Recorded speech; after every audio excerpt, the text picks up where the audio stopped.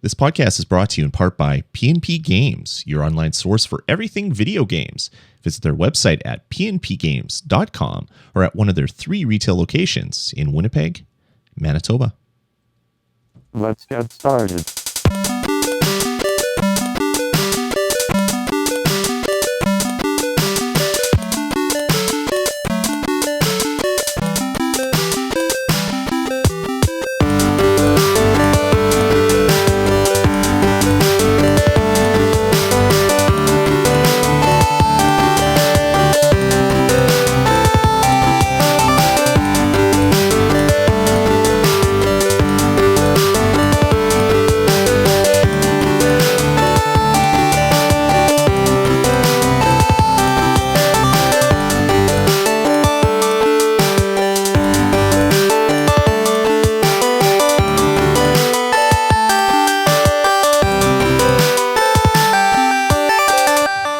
All right, everybody, and welcome to this is the Bonus Stage Podcast. This is episode number 47. As always, I'm your host, Lloyd Hannison, and joining me, Jeff Ward. Hello. Jeff, how are you doing? I'm doing good. How are you? I was trying to quickly scribble a tweet while the intro music was playing, and then instead of hitting send, I accidentally hit Command Q. I was hitting Command Tab to get back to the proper window, and hit Command Q, and I killed the application. So now I had to rewrite it while stalling for a few seconds while we start this out. Great timing. Usually when you stall for something, you don't let people know you're stalling. I am doing something that is wasting time because the thing that I wanted to do, I didn't do in time. So I'm wasting time so that thing that I wanted to do can be done. And it's done. I didn't follow any of that. That was way too much for me. Awesome. Well, let's get into the show. We're recording this one, as I said, on Friday, October 11th. And Season of the Witch. Yeah, it's getting to be Halloween time.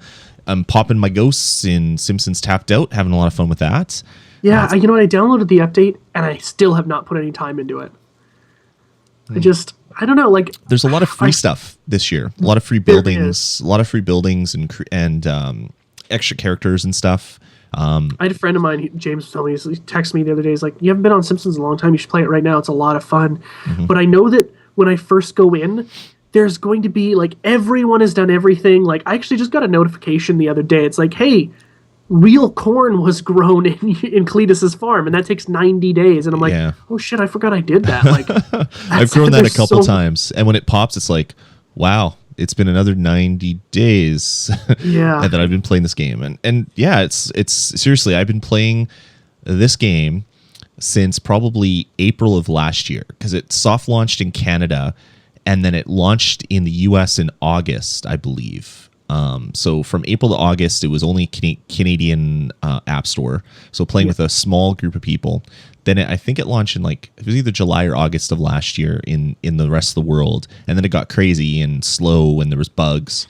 And then the Halloween was the first big update that they did. And it was amazing.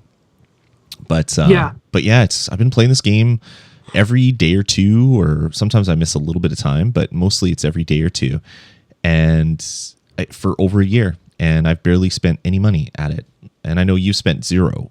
Yeah, because you're a cheap bastard.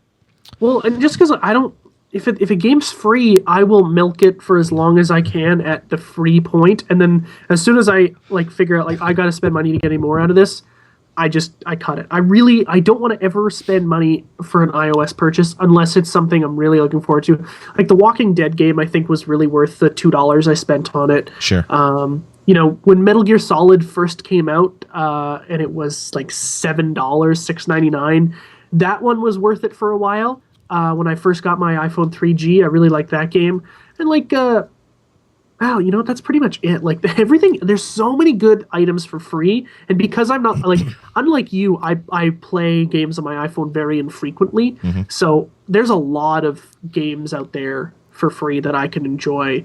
At any given time, I might have 15 games that I'm playing, on the iPhone. And what the hell is that? Oh yeah, it's like there's an app a day that's like some sort of paid one that's a really popular one that they just give away for free now. So I'm kind of reaping the benefits of those. So. Yeah, that's pretty cool. Yeah, no, it's good. I've been enjoying a lot of Simpsons Tapped Out. It's really, really, really, really fun. Yeah, it is a great game. Yeah, also picked up some cheap little tchotchkes for my desk. Future Shop had Super Mario Galaxy figurines on the little boxes that come up. So you get like B Mario and the mushroom, or B Luigi with the little rabbit with the star ears jumping around, and they were like $1.27 or something for the box. And I remember these when they first came out, and they were like $12.99 for the box. And I was like, for two little tiny figurines, are you absolutely kidding me? And then yeah, sure enough, I saw them. They're like $1.27 or something. So now I feel like you're the prime mark for like all of the stuff that's around the cash register when you go and pay for something. No, like I look at a lot of things, and I like things, but I don't buy them when they're expensive. And then if they ever go on sale, I snap them up, because why would I pay full price for stuff that I don't necessarily need? It's not like it's food for my family. It's true. But it's fun little toys that I can put around and kids can play with and stuff like that. True. It is good. But yeah, what do you say we get into the show, man? Let's do it. All right. Well, before we get into what we've been playing, just want to remind everybody again to check out our YouTube channel. It's youtube.com/VGPod. All of our episodes are up there and getting a lot of people viewing them. Our Disney Infinity special that we did is one of our highest watched videos so far. So that's great, because there's some videos that have been up there for a couple years, because we did some early videos way back in the day. So thanks to everybody that's been subscribing and checking that stuff out, and commenting and thumbsing up and subscribing and all that fun stuff. We really do appreciate it. And leave us feedback and let us know what you think of the show, and the YouTube videos that we do put out. Let us know what you want from future episodes. So over at youtube.com/VGPod. And I noticed that, Jeff, you finally subscribed. I've been subscribed. Well, I just totally blew that one. I noticed the subscription came in through email on I think it was like last week or the week before. It was like, Jeff Ward subscribed to you, or whatever your YouTube handle is. And I'm like, oh, you know what it is? So because of the way like Google Chrome integrates with Google Plus and like your Gmail account and YouTube, I have a YouTube page for my like gaming stuff. It's called Veteran Cypher. That's my my gamer tag on Xbox Live. That's where I post like my Call of Duty commentaries and stuff. And I subscribed with that one. And then for whatever reason, Google Chrome changed my account to just say Jeff Ward. And I was like, why am I not subscribed to like the VG? I always like to go and watch the show. It's like reviewing the game tape, right? Mm-hmm. So I had to subscribe again. And I realized if I go into the top corner of the screen, like I can click and go into Veteran Cypher, or it's so stupid. I don't understand why they just smash them together. Yeah, I have my own Gmail account, and also have the VGPodcast@gmail.com Gmail account. Mm-hmm. So when I post stuff on VG Podcasts, the VG Pod channel, it's on the VGPodcasts@gmail.com. So I did the thing where I linked my accounts so that I didn't have to log out of one to go into the other.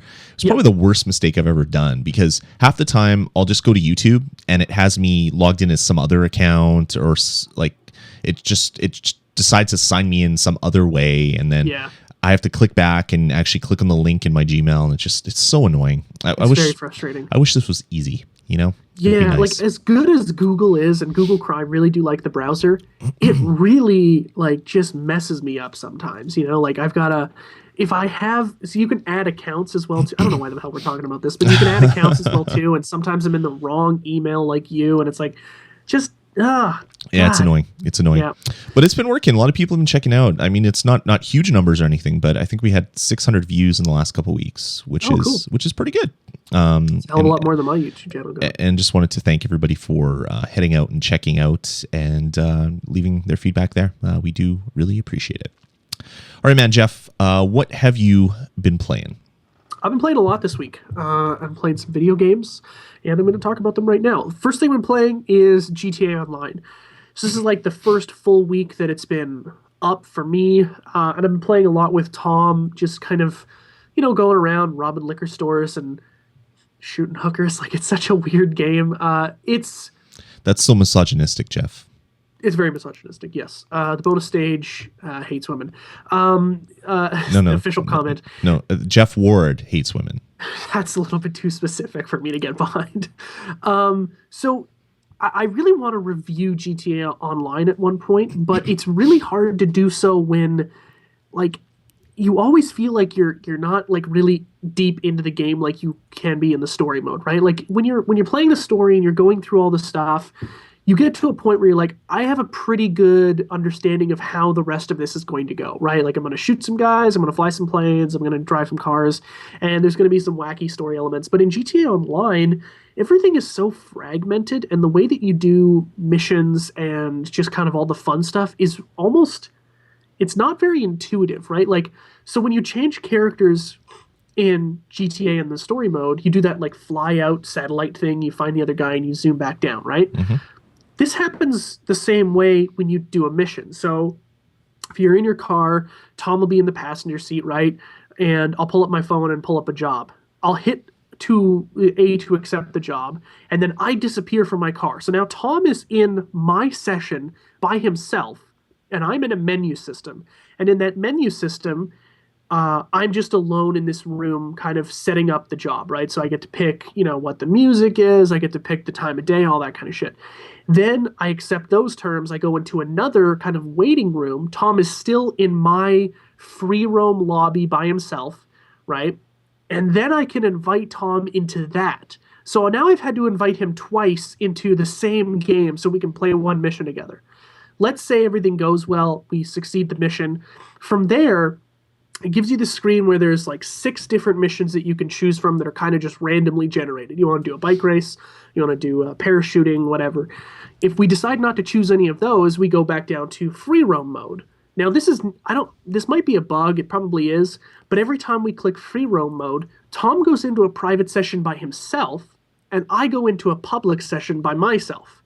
So then I have to either be invited into Tom's game again, or he has to, or I have to get out of the online world, start up a new one where it's an invite only session, then invite Tom again.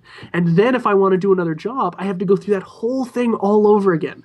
So just to do go and steal some drugs, which, takes like 15 minutes, it ends up taking double that time just setting up the game. And that's really exhausting. I think there's some default settings you can put for your account, whether you want to be by default in closed mode, into open mode, or like whatever the names are. I can't remember because I've only been messing around with it just a little bit. Yeah. But if you set what your default is, when you go into free roam mode, it would probably take you right to whatever your default is. I should look into that because it's very frustrating. It's very frustrating. And this is coming from someone that has literally played it twice and and only finally was able to complete the kind of intro 2 missions that you're given. I just did that today. It's interesting. It's fun. It is fun. So far, I like it. I haven't seen too many people shoot at me, which is nice. I managed to piss people off. Like in the intro race, I was racing against 2 other people, and I did like the pit maneuver, the opposite way of the turn that we were going into. So they would be sent off the other way on the turn and smash into things, and that was great. That was a lot of fun. And then I realized that they're probably going to have guns and they're going to shoot me in the head as they drive by if they ever catch up to me. But yeah, it's fun so far. I'm digging it. I'm trying to get to 100% in the main game, so that's why I haven't done too much of the online. I think I'm at like 92% or something. Oh wow! So I'm slowly working away at all the things that I have to do, but it's hard to do that because then I get doing something that's fun, like riding an ATV up Mount Chiliad and trying to get all the way to the top, and then trying to jump off of a jump and see how far I could fly. And then do tricks on the ATV by flipping around before I hit the ground. Stuff like that happens. Or I finally bought the military helicopter that fires missiles and machine guns. Nice. So it was really cheap too. It was like $1 million gold or $1 million, and it just appears right in your helicopter bin. So you go, you choose that one, you pick it, you go fly to some place where there's a lot of people, and you aim at the ground and you fire a bunch of missiles, and then the police come and then you shoot their helicopters down and you get missile locks. I could do that for hours. It is the most fun thing, just causing havoc that way. So yeah, I've been playing a lot of GTA single player, but I do want to get into GTA multiplayer, and I really wish that you could multiplay against your 360 buddies if you're on the PlayStation 3. Yeah. Because I don't know very many people that have the PS3 version. I know probably a dozen people that are playing it on 360, which kind of makes me upset that I didn't buy it on the 360, sort of, even though I prefer playing on the PlayStation 3 just because of sound issues with what my janky old ancient Xbox 360 that I have. Yeah. But it'd be really cool if I could jump in with you and play a little bit. Yeah, that does suck that they don't, like, I get why they do it. You know, it's a competitive thing and all that. And, you know, there's probably some It's a kind compatibility thing, I'm sure. Yeah, compatibility issue, right? But yeah, you know, GTA Online is a lot of fun, and the more people you play with, the better. If you're playing in a public match, it's kind of frustrating because all anybody wants to do is kill each other. There's no real working together. The cool thing. Sorry to interrupt you. No, that's fine. The cool thing with online is the more that they do that, the more they'll be flagged as troublemakers, and then they'll start only being matched with other people that want to shoot people in the face. Yes, which I noticed right away when I bailed out of a mission, even though I was by myself. It's like, hey, if you do that more than, you know, a few times, you're going to be flagged as an asshole, basically. And I'm like, okay, that's fair, you know, like you don't want people dropping out when there's like 2 minutes left in a race or source, whatever, you know, like that's not fun. But yeah, you know, those kind of things will iron themselves out the more that people play them. It is a really cool experience, and it's getting better every day. There was like a 60 megabyte update today on the Xbox. I have no idea what it fixed. Everything still seems about the same to me, but I know that there's still people that are having issues. I did read an article today that said if your character was lost during that whole kerfuffle the last couple of weeks, it's very likely that you will never get it back. Yeah. And like a weird thing, after the update today, I had to recreate my character, but the presets were exactly what I had done the original time, so all I had to do was accept it again. Oh. It was kind of strange. It's weird.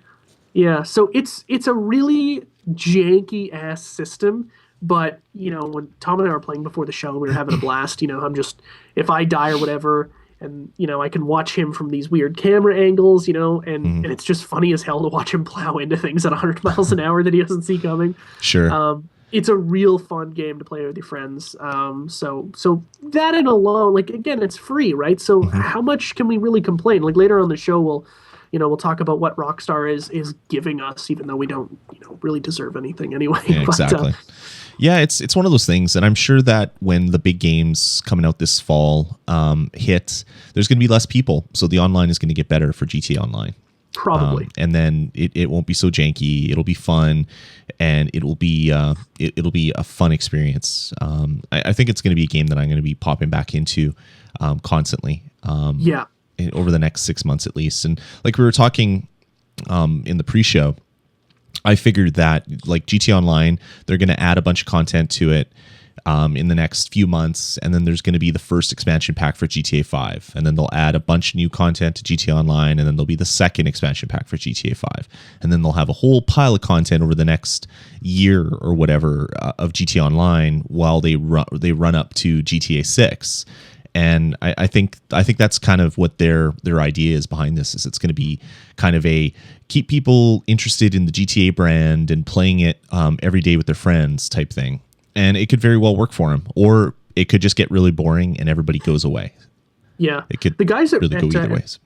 Yeah. The guys at Rev 3, Adam Sessler, they hosted a Spoiled Games with Jeff Gertzman from Giant Bomb and someone else I can't remember. But anyway, they were talking about just like why this game became so successful when the previous iteration was like 5 years ago, and they all answered because the previous iteration was 5 years ago. Totally.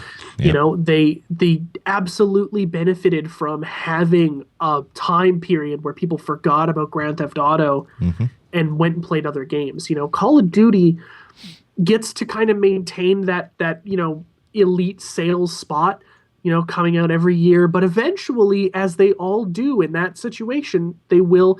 I think the sports games are an exception to that because sports is something that's just going to be interesting for a lot of people forever, whereas, you know, a game like Call of Duty is going to wane in popularity just because of how much of it is out there, you know, and like the modern day shooter is not a rare thing anymore. It is a extremely saturated market. So yeah, you're right. Like when Call of Duty comes out and when Battlefield comes out at the end of this month, we're going to see a lot less people on GTA Online, and it's probably going to make the experience tighten up a little bit. Totally. Which will be a lot more fun to play. So yep, excited for that. Yeah, I think it's a lot of people have Activision fatigue right now, where like they did that with Guitar Hero, where it's like every year a new Guitar Hero, Tony Hawk, and now it's like shooters, and eventually people are just going to get tired of it. And Ubisoft is getting into that as well with Assassin's Creed doing kind of like the main games and then off brands, like off the mainline games.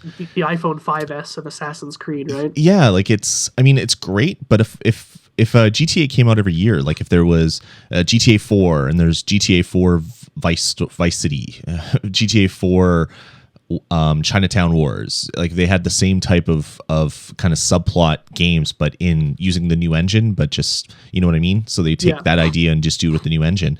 I'd be less interested for GTA 5 because I would have probably picked up Vice City 2 years ago or whatever, whenever it came out. And then I probably wouldn't have been so eager to pick up GTA 5.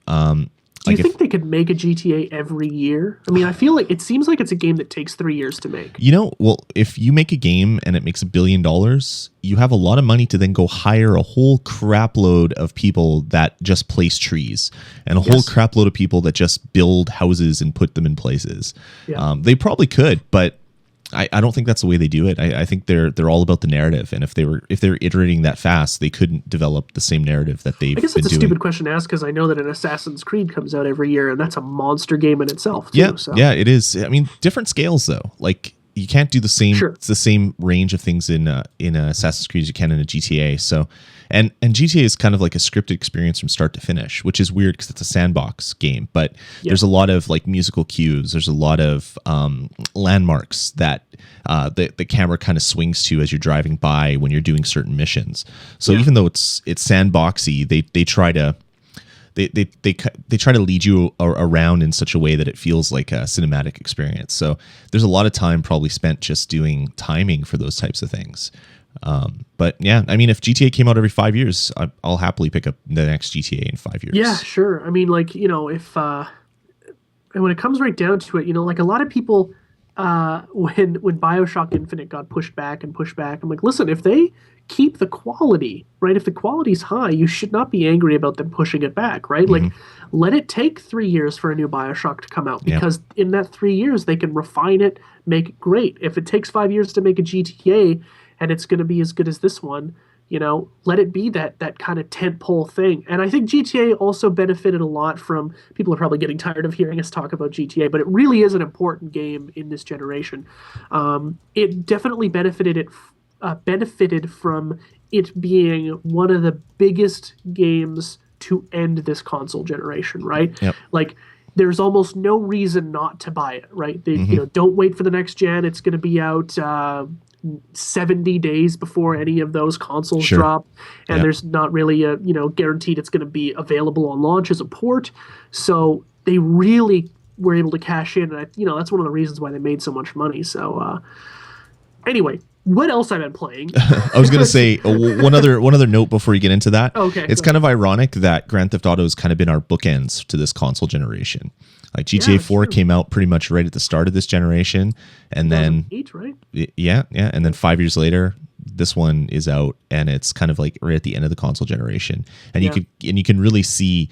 Like GTA 4 looked amazing compared to launch titles because it didn't come out right at launch, but you can totally see like an incremental increase in just the graphics and the gameplay and the AI and everything from the same hardware. Pretty amazing. So when you look at games that come out the second year of the Xbox One or the PlayStation 4, just imagine what things are going to be 5 years from then. It's going to be just mind-blowingly awesome. Yeah, that's one of the reasons why I really don't have any interest in buying PS4 and Xbox One in the first, like, really at least half year, but more like a year.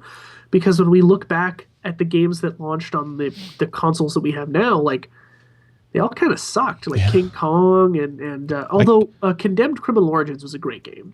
But that was a PC port, so it had been out for a year before it launched on the 360. But I can remember playing Call of Duty on the 360 and just like, oh my god, this is like playing COD 3, Saving right? Private Ryan, and this is awesome. This is the best thing ever. Yeah. And really, it looks terrible if you go back and look at it now. Like, it's just so horrible. But it was amazing compared to what we had before. It's amazing how your tastes kind of evolve to what you're used to. Absolutely. Cool. Okay, so that's enough interrupting you. What else have you been playing, Jeff? What else have I been playing? Real quickly, Battlefield 4 beta. I've been playing the shit out of this. I probably dropped 20 hours in the beta, which is more than I've played Call of Duty in the last 3 months. Absolutely loving every bit of it. It's buggy as hell. A lot of times it doesn't work at all, but it is a friggin' blast. They just released a new game type called Obliteration, which is neutral bomb. Teams go and capture the bomb and then, bring it to the other guy's base and try to blow it up. I believe it's still on the same map, which is the Shanghai Siege of Shanghai map, which is the one with the building in the center that crumbles, and it's still friggin' awesome. Every time it happens, I look at it and go, oh, I usually get caught staring at this building falling down because it's so amazing. As and it lands on your shot. head. Well, actually, yeah, like I try to look at it from different angles because I as like a film person, right? I really love seeing the same action in a bunch of different ways. So I sat like right underneath it and let it fall on top of me to see what it looked like, and it was just watch the video amazing. screens blue screen of death as the thing starts tumbling down. Yeah, and it's really, really cool. If you want to play this game before it comes out on the 29th, which is when it's going to launch, download the beta now. It's on the PS3, it's on the 360, it's on I guess it's Origin, but it's only, and I think it's on Steam as well too, it's only available until the 15th. The 15th is the last day of the beta, so if probably really want to help people who are listening live now, you have 4 days left to play it. Get it in because it really is fantastic, and I think it'll make a lot of people want to buy it. This game, actually, I'm more excited for than Call of Duty, and if I had to choose one or the other, I would buy Battlefield over Call of Duty because this game is fantastic just from the beta alone. So I'm playing the shit out of that. I also dropped a couple hours, not a lot, so I don't want to talk about it too much because I don't really have a lot to say, but last week I talked about the World of Tanks beta. I mistakenly said that World of Tanks was supposed to launch last week, but it's actually when they started inviting more of the public into the beta.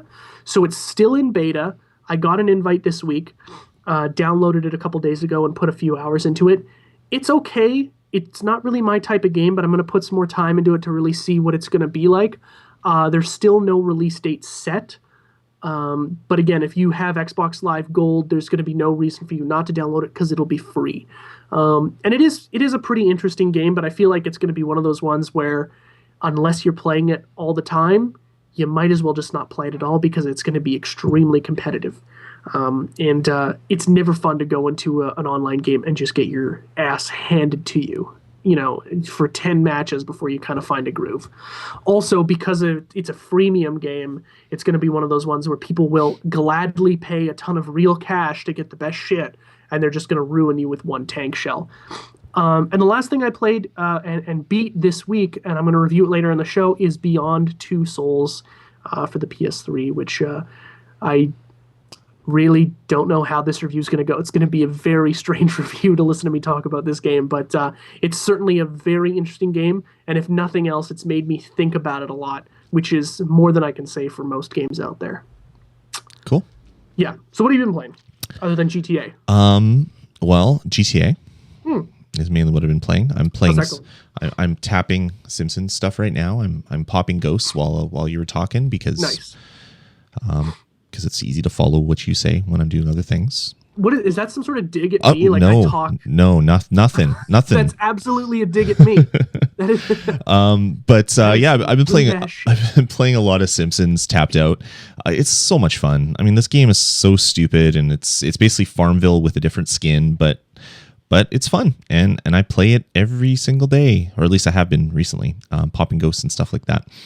I also been playing a little bit of Skylanders Lost Islands on the iPad. That's the one that's kind of like Simpsons, where you're building stuff and doing things. Is that a free game?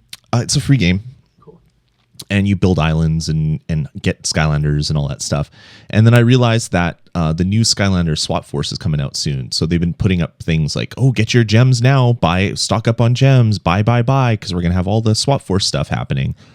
And I've already made the decision not to buy Swap Force, at least not until it's on sale for like $40 or $30, and probably only just buy the base set and maybe some of the other big Swap Force characters, not every character. Because my kids aren't interested in Skylanders anymore, and I'm happy to not spend money on another game since we're playing a lot of Disney Infinity. But then I realized that in Skylanders Lost Islands, you're going to have a lot of it's all going to be Swap Force stuff, and I just don't really care. So I'm probably going to stop playing that one in the next little while, which is probably good. I'm spending enough time with Simpsons. I don't need 2 of those games on my iPad. Yeah. I played a fair bit more Scribblenauts Unmasked before I had to take it back, and I don't know. I'd give a review to this game, but I don't think a review is even worth it for what I've played and what I liked. It's Scribblenauts. It's with a different mission system, a stupid mission system. Like you'll get a random mission from a guy, and he's like, "Go get me my car," and his car is like right above him in the world. So you fly up with like a jetpack, you go to where the car is, you get in the car, you drive it down, and then it's like, oh, thank you, and you get the bonus for doing it. Like the puzzles are stupid and simple, and until they're not, and you die multiple times trying to figure out what you're doing. I didn't like it. And for a $60 game, like I would never go out and pay $60 for this. And I don't think steep. No one should buy this for $60. This should be a $30 game or a $40 game at the very maximum. So yeah, if you're looking for this game, wait until you find a used copy or it goes in the bargain bin, because it was fun, but it wasn't $60 fun, and I don't think it could ever be $60 fun. It's just way too overpriced for what it is. I've heard a lot of people talk and say that I shouldn't say a lot of people. I've probably seen 3 or 4 say this, but that it's basically the same game. You just get DC characters. Is that pretty accurate? Every Scribblenauts has been the same, with like one change. So the last one, Scribblenauts Unlimited, they added the ability to put adjectives on things. So instead of making just like before, you could do adjectives, but only a very few. So you can make something big or small. Would it be pretty much all that you could do? But with the Scribblenauts Unlimited, you could say, I want to make a big zombie floating killer zebra, and it would add all those adjectives to the zebra object, and it would do all that stuff. And that was fun. You could do some really crazy things. There was even an achievement for putting 11 adjectives, like 11 different types of adjectives on one object, and actually have all those adjectives actually do something different for that object. So that was fun. In this one, you pretty much have the same game, except, now it's all DC things. Like they have 2,000 DC characters. Everything that has ever been in the DC world, in the comic world, is in this game. So if you grab a DC comic and you look for a character name, you punch it in there, it knows what this is. Like they've pretty much put the whole DC Bible into this game, which is pretty cool. Except when I read comics, I was a Marvel boy. I didn't like DC. I didn't like DC, so it doesn't sing to me right off the bat. I know Joe Foreman. All the characters that you were saying to your friends sucked when you were a kid. Totally, right? Yeah, because I was a Marvel guy. I was Spider-Man. Like Spider-Man was my thing. That was my jam. I bought all the Spider-Mans. Like that was my book, and there was multiple books. I would buy them all. I was a huge Spider-Man fan. So DC could go die in a fire when I was a kid. I couldn't care. Now I like some of the DC stuff. And I know like Joe Foreman, one of the friends of the show, he's a huge DC fan, and he loves everything to do with DC. So this is a game for him because every character that he could ever think of would be in this game. For me, I don't know, I'm a Marvel guy, so it's not. Do you think he would spend $60 on it? He did. He bought it. Oh, he did? Okay. Yeah, he owns it. Does he like it? He says, I don't know. I'll have to ask him about it. I think he'd probably be in the same boat as me, where it's too expensive for what it is. Yeah. Unless you're a DC super fan. So anyway, Scribblenauts Unmasked, that's kind of like my mini review for it. It's okay. Not for $60. If you can find it for 20 or 30, buy it. It's fun. But any more than that, I don't know, just way too pricey. And I've been playing a fair bit of Disney Infinity with the kids. I got those 2 new characters a couple weeks ago. Jack Skellington and Woody. So we've been playing a lot of building levels and stuff. I made a really awesome soccer game where there's pinball objects that fire the ball all around, and guns and enemy generators. So when you score a goal, it generates enemies that attack you. So it's like a risk reward thing. So when you score a goal, you get attacked. So you have to then defend, which then lets the other player, they have a little bit more time to then score a goal, and you're not really focusing on them because you're getting shot. So made that, and the kids were having so much fun playing that. And it's a fun game. I think I'm going to be playing Disney Infinity for quite some time now. How often do they come out with these characters? Not super often, but there was the main release that had like all of the different play sets, and then there's been 2 new characters released since then, which is the ones that I have, Jack Skellington and Woody. Mid-October. So like next week, I think it is, there's going to be a couple other of the crystal variants coming out at Toys R Us. And then there's going to be, at the end of the month, there's the Toy Story playset. And then after that, there's going to be sometime in November. That's when you're going to get kind of like the Wreck-It Ralph, the 2 characters from Wreck-It Ralph, the 2 characters from Frozen, and the 2 characters from Phineas and Ferb. So it's going to be kind of it's a new Disney movie that's coming out with the 2 Frozen princesses. So my daughter's like super excited about that because she loves playing. There's a horror movie by Adam Green that I love called Frozen, about 3 kids who get trapped on a ski lift. I doubt they're the same characters. That's a great movie, by the way, if you haven't seen it. It's friggin' terrifying. But that would be really unlikely if it was, some kid who got eaten by wolves at the bottom of a ski lift. Sure. Yeah, that would be really weird. So yeah, I mean, pretty much for me, I'm going to be picking up all the variants, buying all the crystal characters just to have in a box, put on a shelf somewhere because I'm stupid, and buying all the characters for my kids. Like my daughter's really excited about Vanellope von Schweetz from Wreck-It Ralph. She wants what's her face from Tangled, the girl that had the long hair, Rapunzel. That's the word that I couldn't think of. She's really stoked for Rapunzel because she loves that movie. She wants the Frozen princesses because they're girls, and she's never seen the movie because the movie's not out, but she's super stoked about it. So yeah, I don't know. It's going to be a game that I'm going to be playing for the next like 6 months at least. And probably by that time, they're going to unveil news about Disney Infinity 2. And hopefully then we get some sniffs from like Disney Infinity Marvel or Disney Infinity Star Wars, because those are going to be coming because it's Disney, right?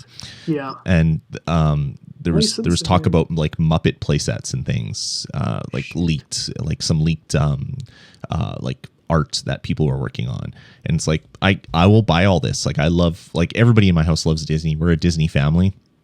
And so all this stuff is just like right at home until my kids grow up a bit, and then they'll probably be like, Dad, I don't like Disney anymore. Until then they get older, and then they like Disney again. So yeah, as a nostalgia thing, right? Exactly. So it'll be the next few years at least. They could keep coming up with Disney Infinity stuff, and I'll keep buying it all up because it's super, super fun.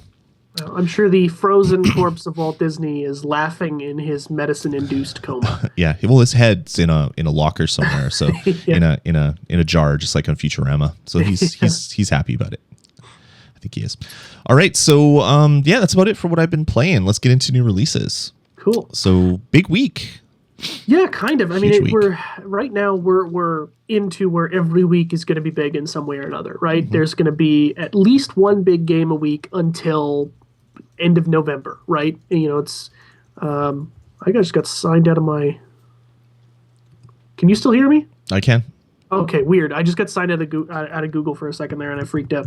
But yeah, there's going to be like a big release pretty much every week now until the end of November, and it's going to be a very interesting time because a lot of these games that people want to play, some of them might wait to play them on the next gen. So, right. I think the sales numbers are going to be really strange this Q4, and I'm kind of interested to see how well these consoles are going to be adopted and see like what, if Call of Duty is coming out 4 days or a week before the Xbox One, is it going to make a ton of money, previous to that launch? I mean, it's only $10 to upgrade. It's going to be interesting. Anyway, this week, couple big games have come out, and there's a big game coming out tomorrow as well too. So, Beyond Two Souls in an hour. It'll be out. Yes, yeah, 1 hour. Yeah, yeah. A lot of people are doing midnight launch. Hey, Which is funny for a kids game. But it is. Yeah, it is really. But we know that there are not a lot of. There's going to be a lot of adults that are going to play it too. Beyond Two Souls was a big one this week. Probably, I want to say the biggest, but Pokemon. Maybe. No, it's definitely not the biggest. Yeah, it's not the biggest. Dissidia 2, A Brighter Darkness. By the way, stupidest name I've ever heard in my life. It's Disgaea, A Brighter Darkness. Oh, really? Okay, sorry, I mispronounced it. I will, however, still stand by the fact that A Brighter Darkness is the dumbest. Let's have a title that completely contradicts itself one word to the next. If you put a candle on when you're in the dark, you've made the dark brighter. So it's not totally contradictory, but it's really mostly contradictory. Yeah. The game I know you're going to be playing, Jeff, Just Dance 2014. I know that's your jam. That's what you love. Pre-ordered my copy. Really excited. You know, as much as I rag on Kinect, Just Dance is, from what I understand, I've never played it, but Just Dance apparently is the shit. Like, it uses the Kinect in an amazing way. And I bought the Kinect Star Wars game. Oh yeah, you did. And it has the dance stuff in it, and it works and it's fun. But then at the end, you're just flapping in front of the screen in weird ways, and it's like, I don't really want to do this. But it's big. A lot of people like it. So which is even weirder. Like, I can understand the Kinect version, but it's the people that play the ones with you have to hold a Wiimote in one hand. So That's stupid, so it's only detecting half of your movements. And I've seen videos online where people are faking it out just by moving the Wiimote up and down and around to kind of emulate what they're going to be doing. And they're sitting on a couch. It's like, wow, that's so bizarre. I don't understand that, but I'm not the target audience, I guess. Tomorrow, Saturday, Pokemon X and Y. I'm excited to play that. Although we only have one 3DS, and Carly's buying both copies tomorrow, so I probably won't be able to play it until I'm thinking December 2015. By the time I get my hands just on. like when you bought the 3DS off of me for her, she didn't touch it for about 3 months. Maybe the same thing will happen. It was a lot longer than that. Actually, it was like half a year. But yeah, that's what's going to happen is that, but that's okay. I mean, she's a lot more excited than I am. And then, like you said earlier, Skylanders Swap Force, and then, congruently with, this is a Pokemon weekend, man, tomorrow, the launch of the Nintendo 2DS, which if I really, really, really wanted to play Pokemon, I might go and buy a Nintendo 2DS because it fits me better. You should. Because you don't take your portable systems with you anywhere. That would be the perfect thing for you. Yeah, and I could give a shit about 3D. I really could. But how much is it? $179? No, $129. Holy shit! It's nothing. It's like a drop in a bucket. It's super, super cheap. Maybe. Well, they're probably going to be sold out tomorrow, I assume. Well, maybe. I don't know. Is there a Pokemon 2DS bundle? No. No. But it's one of those things. It's one of those things. Like, it's $129. You think it's going to sell a lot, but maybe not. Like, it's such a new thing. Like, I'm excited for it, and I was going to buy one on release day, except I found the deal to get the 3DS XL for my daughter instead of the 2DS, because we had to replace her DS Lite that she lost when we were at the doctor's office. So it was like, okay, well, I'm going to get a 2DS. It's cheap. It's great. And then I found a 3DS XL for $150. It's like, okay, this is $20 more. It's bigger screens. I got to go for this.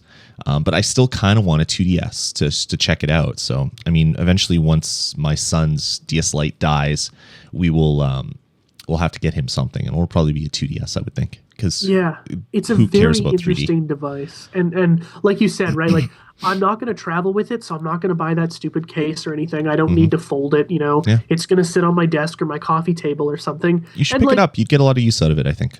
Yeah, you know, I feel like it's going to be pretty robust anyway, because it is going to be marketed at people are going to buy it for their kids and stuff like that. So it's going to just be a big hunk of plastic, right? That's probably what it's and it's going to feel a little awkward at first, but just like the DS did originally, you get used to it. Yeah, like apparently it's balanced really well. Like if you're holding a 3DS for a long time, and if you're kind of sitting up in bed or in a chair, so it's kind of tilted forward already, then you have the screen is kind of tilted, so there's a little bit of weight like kind of twisting your hands, so your arms can get really tired. Even though it's not heavy, it just holding something for a long time can do that. This is just it's a tablet essentially, so you're not going to get that type of weird kind of twisting. So your arms probably won't get as tired. Plus, it's super light, and yeah, it's a tablet. I like it. I kind of really want one, but I have a 3DS XL, so there's no reason for me to pick one up. Yeah, it would be nice if they made a 2DS XL and that was the only SKU. And I'm sure they're going to be coming out with that they probably have already made 9 it, months. Right? Yeah, 9 there's months like a probably. Nintendo Direct we'll see in March or something, right? It'll be like Nintendo do 2DS XL, which I mean, again, makes sense, in 6 months when people are like, everybody wants a refresh so quickly. But then we all complain about, but the new one's just coming out. They'll be able to say 2DS XL. What's going to happen is if this sells millions and millions and millions and is a huge hit for Nintendo, then they're like, okay, we will extend this product line. If it doesn't sell very well, then they'll just let it die a slow and quiet death and try not to ever talk about it again.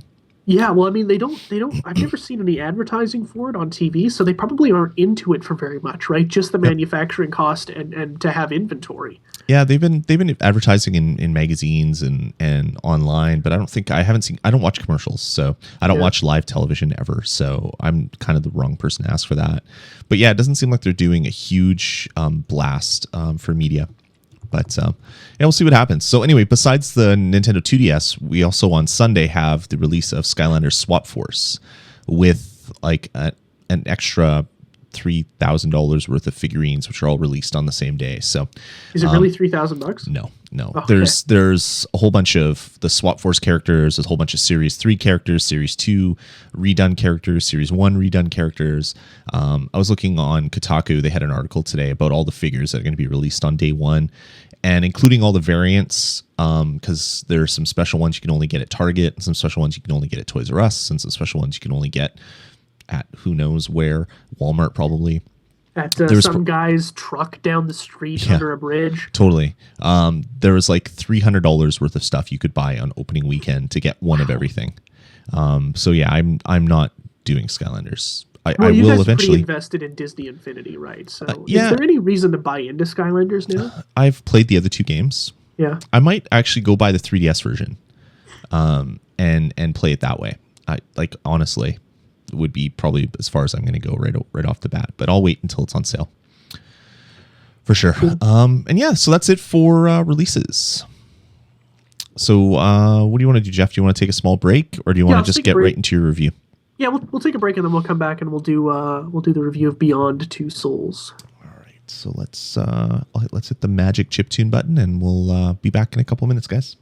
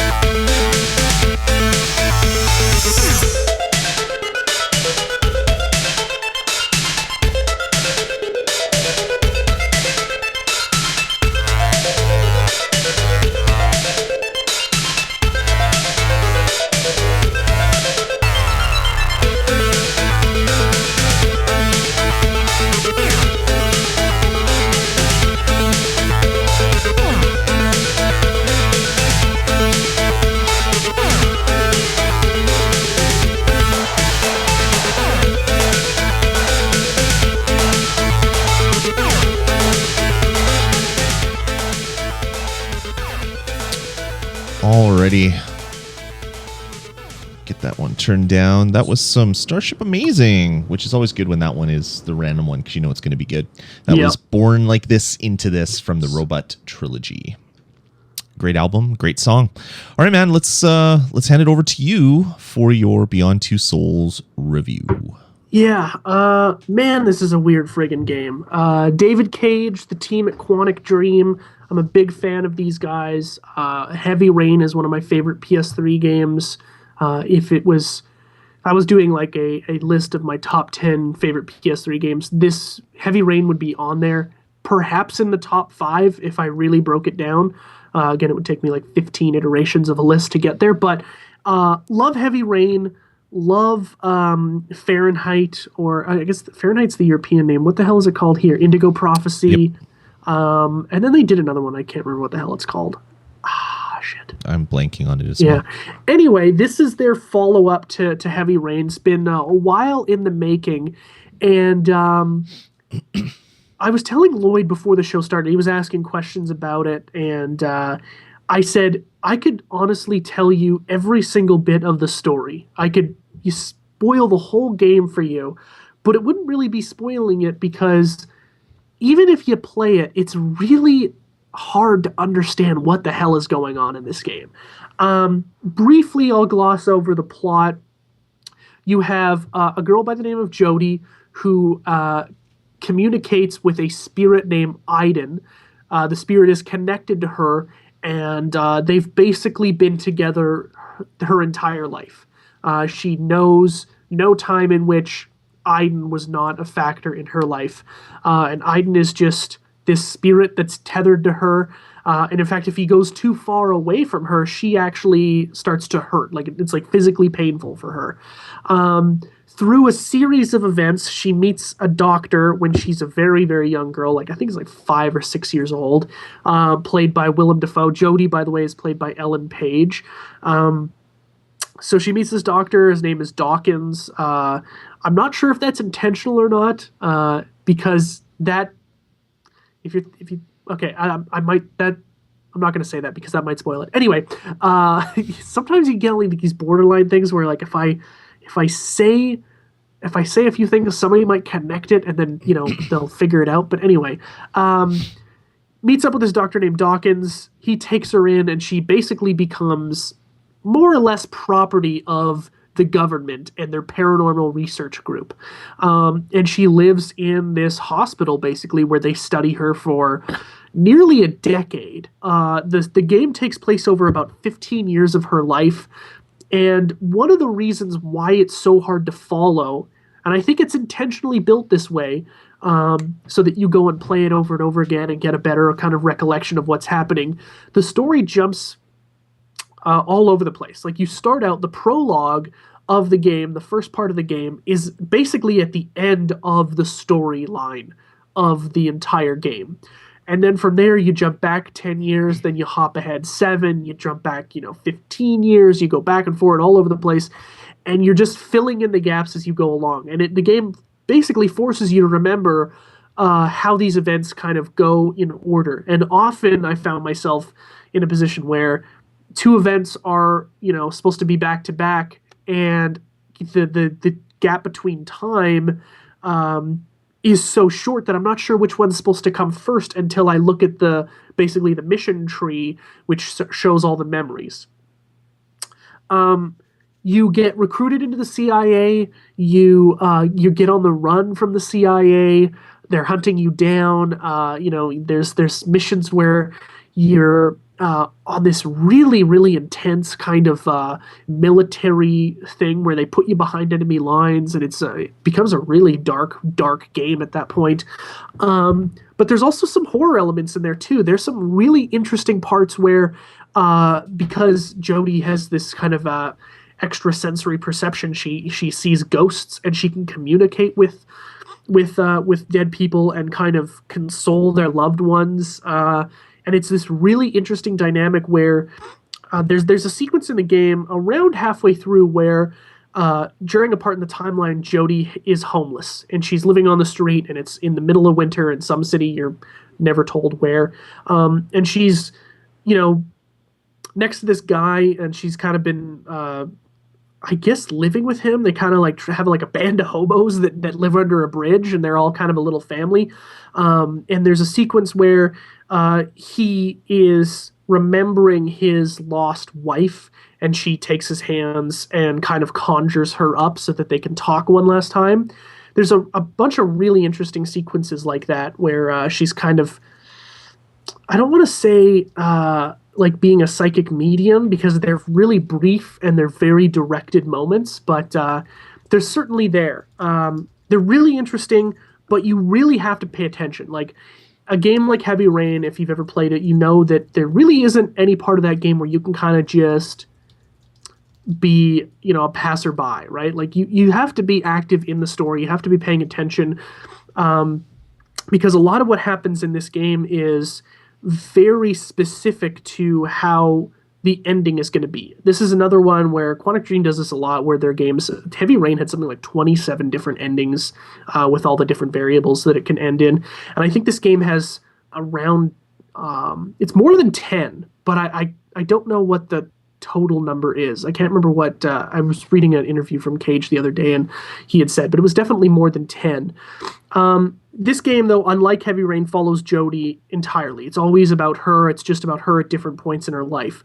The story is something that subjectively people are either going to love or hate. I am still undecided on whether or not I liked it or not. It certainly kept me engaged, and I've been thinking a lot about it, which is, again, more than I can say for a lot of video games out there these days, right? Like, BioShock Infinite was a game that I thought about a lot when I was playing it. I was like, this is a really interesting game. I wonder where they're going with it. And I thought about it for a couple days afterwards. This is a game, though, that's probably going to stick with me for a few weeks as I try to figure out what the hell was going on, because everything is left very ambiguous. Even the things that they tie together at the end don't necessarily make a lot of sense when you start looking at the bigger picture. The things that are great about this game is visually it looks unbelievable. The motion capture is probably the best it's ever been. Quantic Dream does a really phenomenal job capturing motion. The way that people walk in this game is really interesting. I mean, it really feels like they're a real, because they're a real person walking. They've captured the movements and now you're controlling them around the game environment. And everything is very natural, almost to an uncanny valley sort of natural. But it doesn't, for me, it doesn't cross that line all that much. The facial motion capture is amazing. The acting from basically everyone, except for a couple of like minor roles from kids at the beginning of the game, everyone else is really top notch. Everyone is just like delivering, you know, the Oscar-worthy performance, quote unquote. What else is really nice about this game? Voice acting is still really, really top notch. The environments are very interesting. There's this one great sequence about halfway through the game as well too. It's the mission's called Navajo, and you're Jodie when she's rough, I want to say early 20s, somewhere there, and I think she's in like Montana or something. It's never said specifically, but she's in the desert and she happens upon a Navajo ranch, and it's amazing. I mean, you get to see this desert in, you know, the most minute details are brilliant, and there's a sandstorm at one point, and it's really unbelievable how good it looks. The music is really fantastic as well too. Definitely does a lot to kind of direct your emotion, which, you know, music is supposed to do.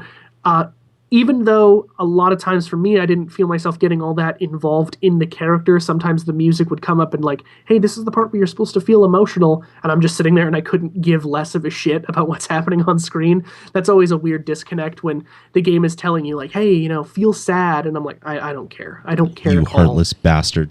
Well, you know, sometimes it happens, right? It's really kind of weird, right? When the game is telling you this is a moment that you're supposed to really be invested in. And I'm sitting there like, I just can't wait to save so I can go to bed. The things that suck about this game. David Cage and his team at Quantic Dream are extremely talented people. I don't want to take anything away from them. They know how to design a good-looking game and take it or leave it, but they know how to write a story that no one is doing ever. They do not know how to make a video game where a character's movements feels good.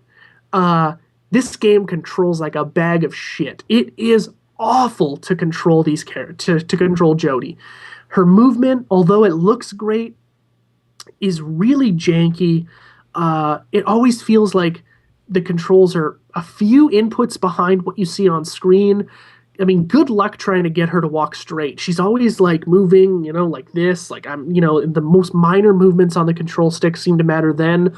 But when I want her to turn around really quickly and run, it's like, I need to move 90 degrees first, and then I'll move another 90 degrees, hopefully in the direction you want me to, and then I will be turned around, and then we can move. That stuff is awful.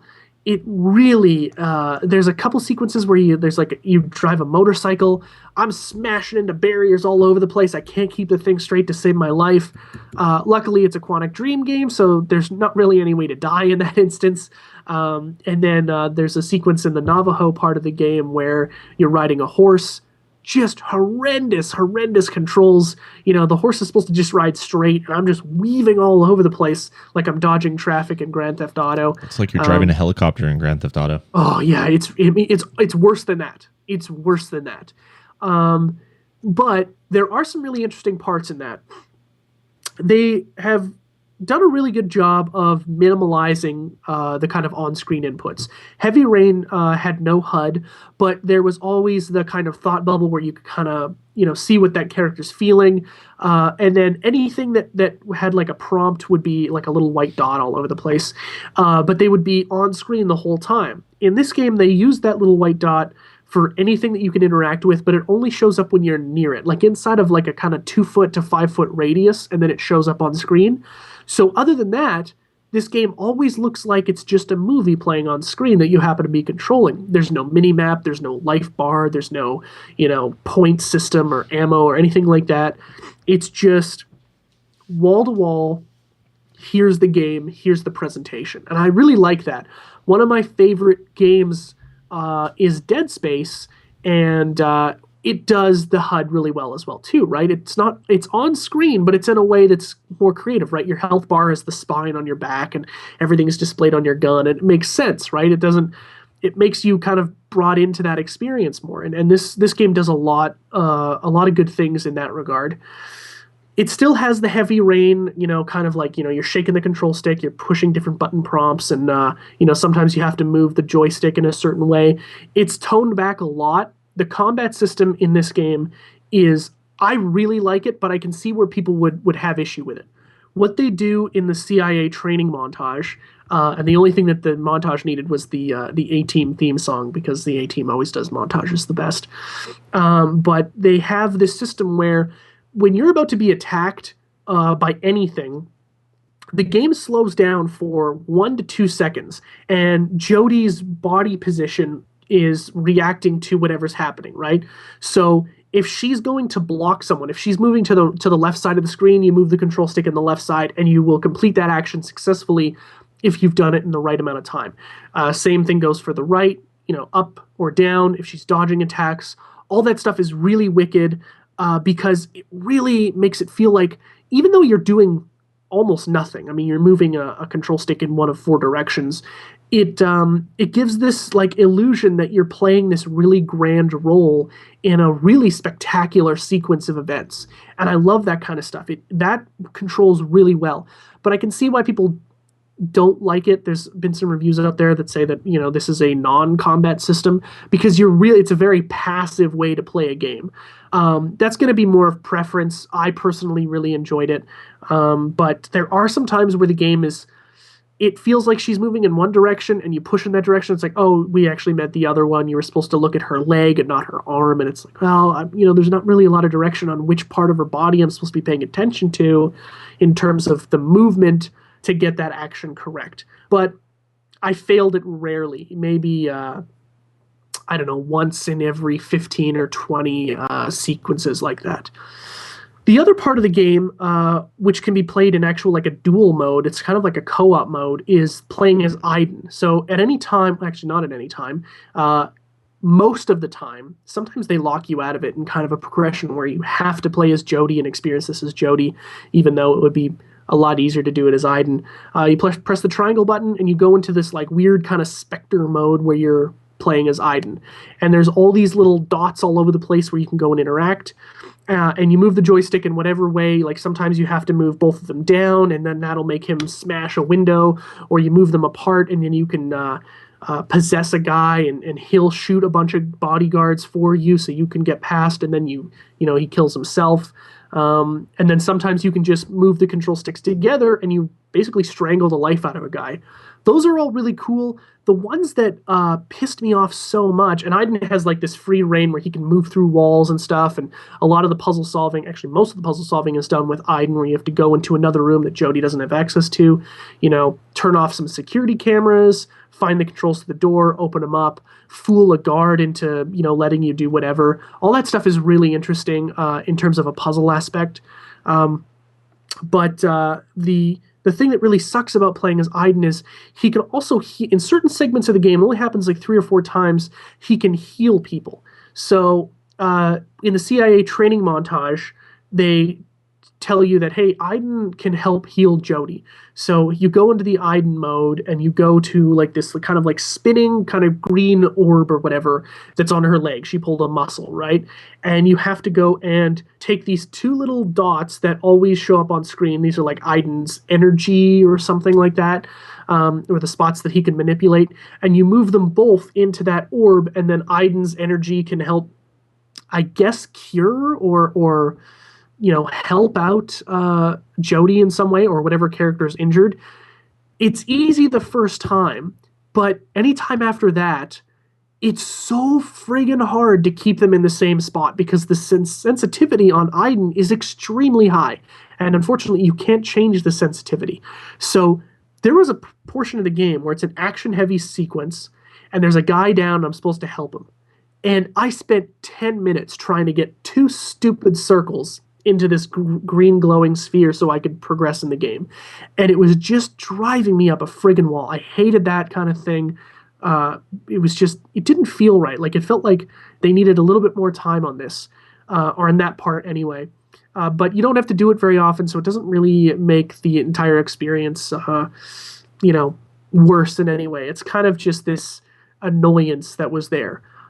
Overall, the game is really interesting, can be beaten in about 10 hours, but like I said, there's multiple endings, so you can play it a bunch of different ways. There are a lot of choices that get hamstringed to you right at the end. They just kind of throw, I can't say them because it would be spoiling the game in terms of how the game ends, but there's a sequence where it's like you choose this or this, and then you choose whatever it is, you live with that consequence, and then a few minutes later, as a cutscene's winding down, Jodie's kind of speaking to herself in this monologue format, and then all of a sudden she's like, and I chose, and then all of a sudden she just stops dialogue, and you're supposed to sit there and choose, and it's really weird, and that's like this jarring kind of, we didn't put this together all that well, these are 2 completely separate scenes that don't stitch together all that well, so I didn't really like that, but I think overall I did enjoy the game. It's hard for me to recommend, though, because it is so different. I think if you're looking for something different in a world where it's shooters and even like games like GTA, that's a little bit too familiar for some people, this is certainly very, very different, and a AAA title that's very, very different. The team at Quantic Dream should be commended for that, but it's certainly not going to be up everyone's alley. It's going to be I think, frustrating for a lot of people that there's not more interaction, but that's just kind of the way the game is designed. I was watching a interview today, and Ellen Page was talking about how there was 2,000 pages to this script, which is insane. And they had to shoot something like 10 minutes of footage every day. And when you're shooting like a feature film, you shoot between, on a good day, 3 and 5 minutes of keep footage, and they were shooting double that. I mean, that's an insane workload. So there's a lot of craftsmanship. It's a very artisanal game, if I can say that. So it's certainly an interesting game that I think, if you're into stuff that definitely breaks the mold, this is going to be one of those ones that you should definitely check out. I think it's priced a little bit too high. If it was $40, it definitely would be like an easy recommend, but it's $60 for a game that can be done in 10 hours, and you might not want to play it again after that. It is a bit steep, but Lloyd, I'm going to give it to you. Hopefully, you can come by tomorrow and pick it up because I would be interested to see what you think of it. Have you ever played Heavy Rain? Oh yeah. Yeah. What did you think of that game? It was good. Yeah. The controls were, I mean, we talked about this a little bit. It's like getting you to move the sticks to open the door. It's like, okay, I'm playing a video game. I could just hit X to open the door. I don't get it doesn't make me feel more part of the story because I'm twisting the stick like I'm opening the door. Yeah. Other than that, like it was a little full of itself. Once you get past that, the game itself was actually really fun. And the fact that if you don't do something and someone dies, they're dead, and the story plays out differently for you than someone else. Yeah, and they kept that same thing here, right? Where you can go back into the chapters and play each individual chapter, but there's no like, oh, I messed that up, I should go and restart. There's no like kind of David Cage and his team they really work hard to try and make it so that the game always continues. Even if you fail, that failure is accounted for in our planning of the game and we'll move forward in another direction. Right. And I like that, he has a quote that he says a lot where it's, if a player dies, it's not the player's fault, it's the game developer's fault for not coming up with a better idea of how to handle that. And I'm really interested by that notion. And not necessarily true, but in the way he develops games, maybe. Yeah, it certainly doesn't like. It's not this like hard and fast rule, but I like that notion that he's thinking about that as an idea for him to kind of base games on, right? And that's where I go to the too full of itself type thing comes back. It definitely is, yeah. He's like the gaming hipster. Yeah, I wouldn't say hipster, but deaths were cool, and I did them so long ago. Now I'm doing this other thing. Yeah, you probably haven't heard of it. Yeah. Yeah. Whatever. Get over yourself. There's certainly that like. There's no way you can say this word without it being offensive to them, but like a pretentious art style person, right? And they're that of the video game industry. But I think that they've earned a lot of respect from just how well they've been able to kind of put together stories that no one else would do. I have no idea how this game on paper would get made by anyone else but David Cage, right? Like I don't think anyone else is willing to take that risk. And quite frankly, the way that it's reviewed, it's been about 2 points lower. They're getting mid-70s, which is okay, Metacritic, right? If you pay attention to that kind of stuff. And it hasn't sold all that well. Heavy Rain sold better. I'm not sure if this is going to be a risk that they are going to see a reward on. I hope so, because I want them to make games for a long time. But this is certainly one of the best games on the PS3 if you're into this kind of story. But that's certainly up to you, right? Beyond Two Souls. Cool. Awesome. Well, thanks, man. That was a good review. I can't wait to check it out, see if it's everything I expected. Didn't expect. What do you expect? I don't know. Ghosts and talking and awkward movements. So I think it's right up my alley. That's my review right there, man. That's just the Twitter review. Awesome. All right. Well, do you want to take a small break, or do you want to just get right into the news? It doesn't matter to me. I mean, we have a little bit of news. We can take a break, or I'll let you call it. Let's go into the news. Okay, let's do it. So first off, this one's kind of interesting. So people online are by default, people online, the hive mind of the internet are raving, drooling lunatics that bite themselves a lot. Yeah. And so when something doesn't work, they fly off the handle. And in things like SimCity Online or SimCity, the new SimCity, which had an online component, that made sense because you bought the game and you couldn't play the game, and you were pissed off that you couldn't play the game. Yeah. I totally agree with that anger. And other ones like MMOs, when an MMO launches, like Final Fantasy, when the relaunch of Final Fantasy that was supposed to always work, and then it failed. I totally get the anger there because you bought the game, you paid your $15 a month, and you want to play the game. I get that. Yeah. So when GTA Online launched 2 weeks after the GTA 5 came out, and it didn't work, people were calling for people's heads. They were flying off the handle. They're saying, I want my money back. I played 50 hours of the single player game, but I want online, and I don't feel I got my $50 or $70 for this game worth of money. And I would read that and I would just sit there and I'd shake my head and I'd worry about our future as a society. Like just really worry about it. You just hope, God, I hope I'm dead before these people take over the world. The entitlement generation is just unbelievably crazy. And I see it. I have young kids and I kind of see it with their classmates. Like they want everything handed to them on a silver platter. And it's just like, my kids are treated well. We have lots. I love to treat my kids well because that I never grew up that way. I want them to have that. But they're not spoiled. They know when they get things, it's a treat. It's not expected. There's a lot of people that expect things. And online, it's even worse. So GTA Online didn't work. Rockstar apologized multiple times. People's characters got deleted.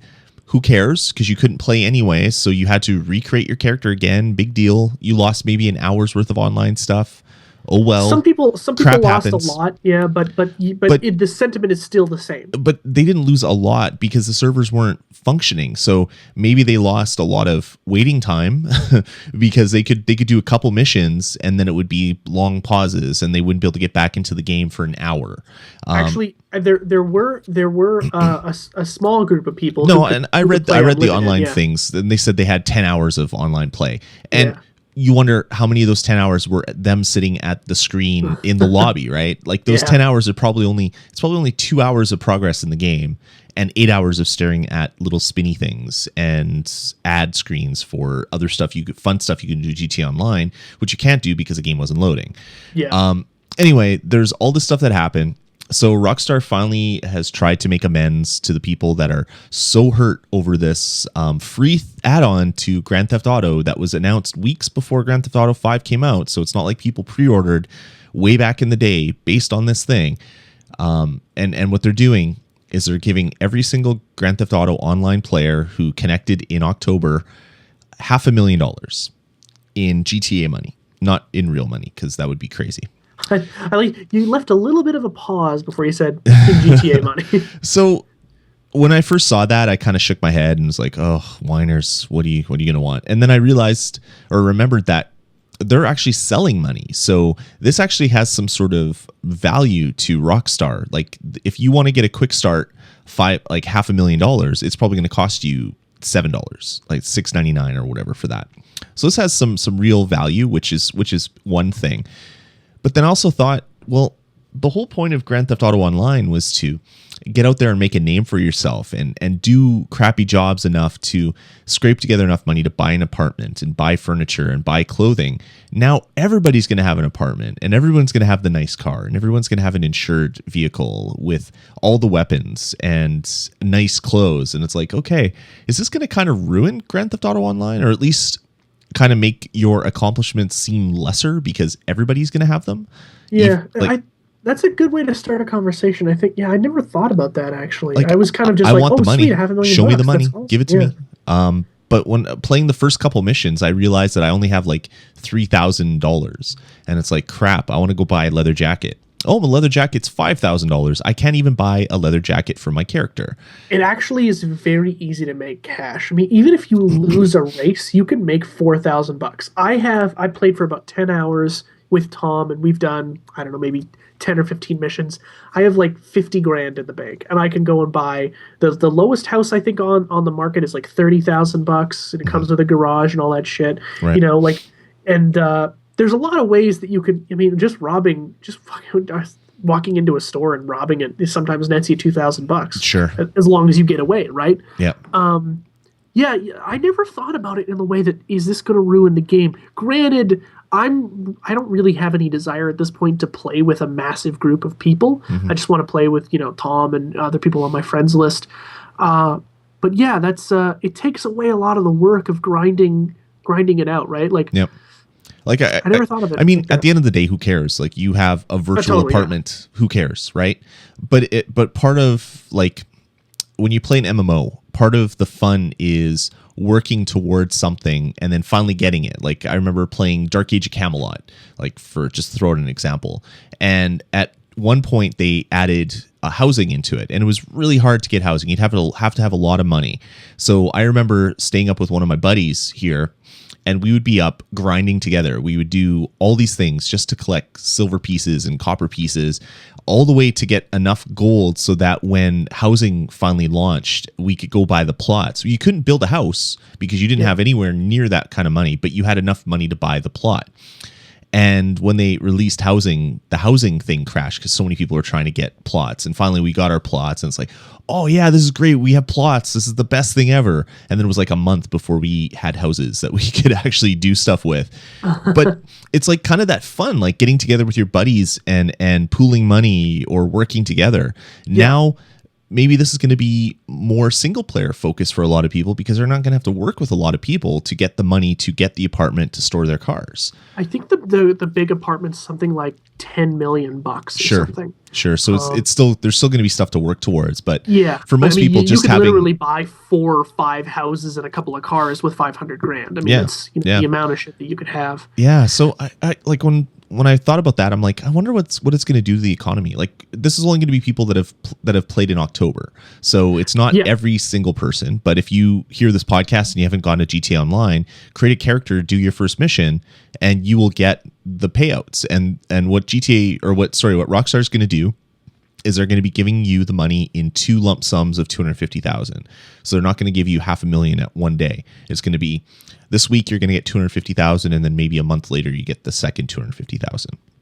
So maybe that will sort things out a little bit more, because you'll have the $250,000. You can set yourself up with an apartment, with a car, insure the stuff, buy the weapons that you want, work on other things.